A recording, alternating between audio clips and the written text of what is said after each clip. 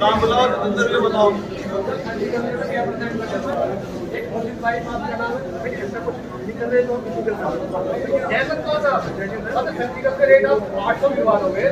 नहीं नहीं, हमें जेन्युइन ना जेन्युइन कैसे डॉक्टर साहब? अरे हमारे तो देखो डॉक्टर साहब जेन्युइन नहीं है। आप हमें ये बताओ, आप जबरदस्ती क्यों लगवाओगे मेडिकल स्टोर से? आप बताओ मेडिकल स्टोर से क्यों करवाओगे? हम आपके मेडिकल स्टोर से क्यों दवाई लेते से?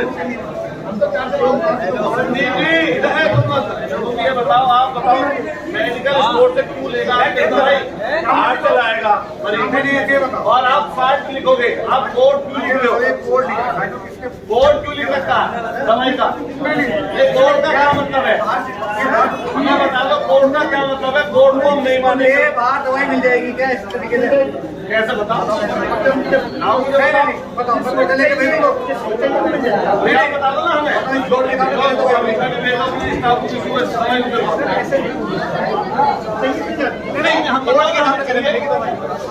ये आपके यहाँ पैसे जमा हुए, ये पैसे हमारे हैं। नमस्कार, मैं न्यूट्रीमा हॉस्पिटल्स का डायरेक्टर हूँ, वन ऑफ द डायरेक्टर हूँ। और जो कल इंसिडेंट हुआ वो बिल्कुल ही अनफेयर इंसिडेंट था। उसमें हमारी तरफ से कोई गलती नहीं थी। एक बच्चा जो पैदा हुआ हमारे हॉस्पिटल में, उसको रेस्पिरेटरी डिस्ट्रेस था, सांस फूल रहा था उसका। तो पेशेंट का कंसेंट लेके, बाकायदा कंसेंट हमारे पास नोटेड है, कंसेंट लेके उसको हमें NICU में रखा। डॉक्टर अमित उपाध्याय द्वारा इलाज किया गया, जो कि एक सर्वमान्य बहुत ही प्रतिष्ठित डॉक्टर हैं बच्चों के, छोटे बच्चों के। और उन्होंने उनको भर्ती किया। उनको हर स्टेप पे बताया गया कि पेशेंट की स्थिति क्या है, और पेशेंट को खर्चा बताया गया। जहाँ तक दवाई लेने का सवाल है, दवाई के लिए आप स्वतंत्र हैं, जहाँ मरीज दवाई लीजिए। हमें कोई ऐसा नहीं कि हमारे हॉस्पिटल से लीजिए। जो हॉस्पिटल कैंपस में दवाइयाँ उपलब्ध कराई गई हैं वो पेशेंट की सहूलियत के लिए कराई गई हैं। आप चाहे बाहर से लें चाहे हमसे लें, हमें कोई ऐसा नहीं है। वो एक कोड का जिक्र कर रहे हैं, तो कोड उन्होंने जो दिखाया है वो एक लेजर है, हॉस्पिटल का बिल का लेजर। लेजर में हर बिल का कोड होता है, वो मेंशन किया गया है। कोड को अगर खोलेंगे, लेजर खोलेंगे, तो पूरा बिल है जो पेशेंट के पास संबंधित है।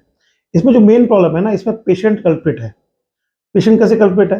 आप कहेंगे पेशेंट क्यों कल्प्रिट? पेशेंट कल्प्रिट ऐसे है कि जब उसको मालूम है कितना खर्चा होना है इलाज में, तो हमने तो नहीं कहा भाई कि तुम प्राइवेट अस्पताल में इलाज कराओ।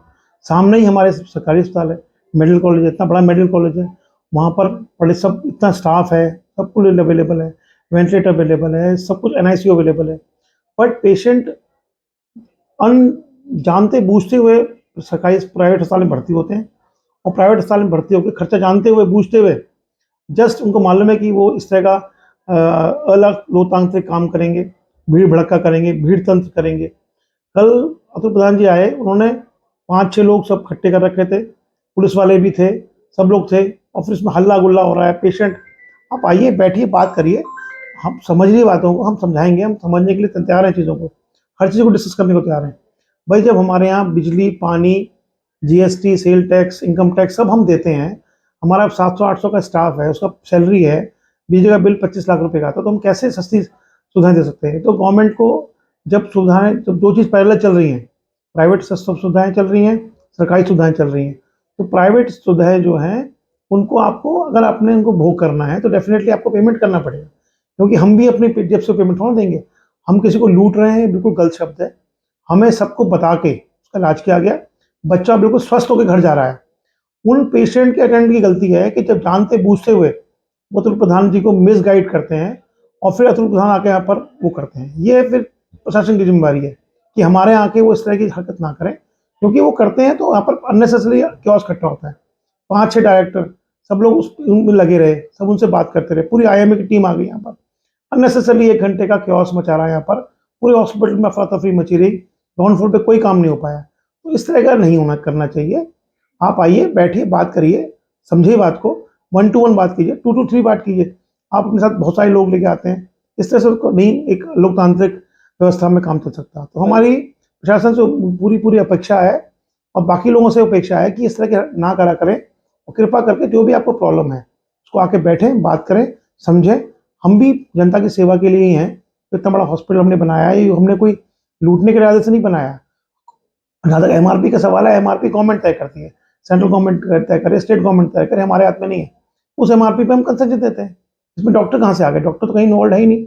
डॉक्टर को तो वही सुबह शाम की विजिट मिलती है, बाकी तो हॉस्पिटल खर्चा है, आपको देना पड़ेगा, उसको बिना कैसे चलाएंगे हॉस्पिटल को। कल जैसे पेशेंट यहाँ से अपने बच्चे को लेकर गए, क्या हॉस्पिटल का पूरा बिल पे करके गए? कल पूरा पेमेंट बिल्कुल नहीं देके गए। हमारी पूरी दरकार है सरकार से कि वो हमारा पेमेंट दिलवाया जाए, और हम इसके खिलाफ कुछ कार्रवाई भी करने के इच्छुक हैं, बट हमें मालूम है कि हम कुछ कार्रवाई करेंगे तो फिर वही धरना प्रदर्शन होगा। हम इन सब चीज़ों से डरते हैं, भयभीत होते हैं, और ये भय का माहौल नहीं होना चाहिए। हमें स्वतंत्रता से काम करने का मौका मिलना चाहिए। जब कल वहाँ पर भीड़ इस तरह इकट्ठी होती है और माहौल इकट्ठा होता है, बहुत सारे लोग इकट्ठे आते हैं, तो हमें भय व्याप्त है, और इस भय को दूर करने की जिम्मेदारी सरकार की है।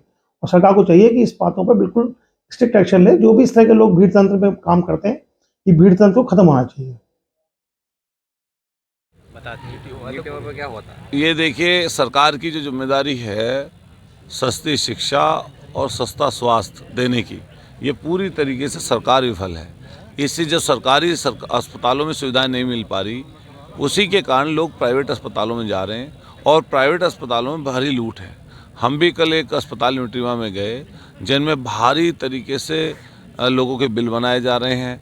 एक परिवार के बच्चे का, जिसका जन्म हुआ, बच्ची का जन्म हुआ, उससे 4.25 लाख रुपए का बिल बैठा दिया। हम गए, हमने दिखवाया उसको बिल को, तो बिल में बहुत भारी त्रुटि थी, और उसको लेकर हम लोग वहाँ पर बैठे, उनका बिल भी कम कराया, और दूसरे लोगों के लिए चेताया भी कि बाहर से दवाई मत लिखिए, उल्टी सीधी जांचें मत कराइए, महंगे बिल मत बैठवाइए। उसको लेकर हम लोगों ने बात की।